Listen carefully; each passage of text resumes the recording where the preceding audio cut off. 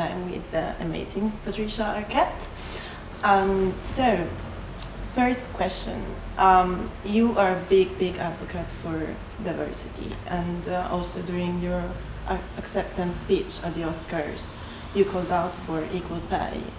And it looks like Hollywood is kind of doing better, and maybe there are more female-led stories. But what I want to ask you, do you think this change is genuine and is going to last? I do think this change is going to last. I think it's going to get better, but only through talking about it and pushing and pushing. The last show that I did, more than half the episodes were directed by women, which was very exciting, because for the first 2 decades or more of my career, I had only ever worked with 3 directors that were women. You know, the men have had the advantage for so long, so their portfolios, their careers, they have more films that they've directed, more experience, because they've been allowed to have more experience. But little by little, I think women are coming in. There's people like Ava DuVernay, who really hires a lot of women. It gives them opportunities to direct their first projects, and then they have something they can show to the next person, and that helps them get work. So if you're just shut out from the beginning, it's very hard. Yeah. So you're a woman, so you obviously fight for women's rights, and your sister Alexis was a transgender, so you were very supportive towards the LGBT community.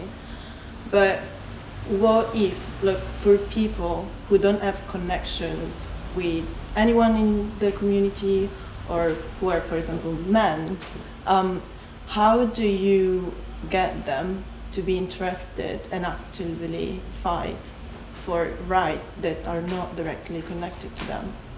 I would hope that people would fight for everyone's civil rights because they're other human beings.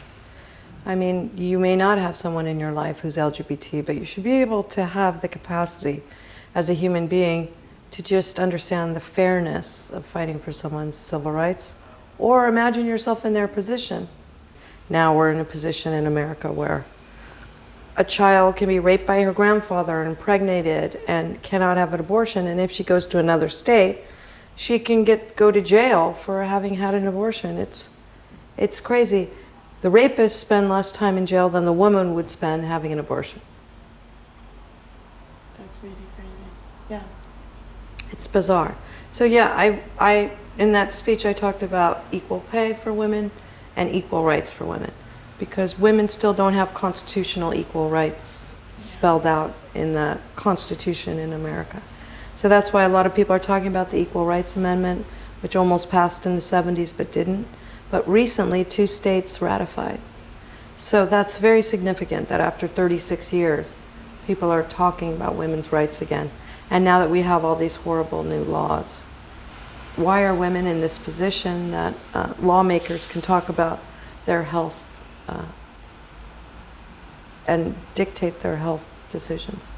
I agree. But the thing with this sort of stuff is that you talk to people who already think like you and agree with you.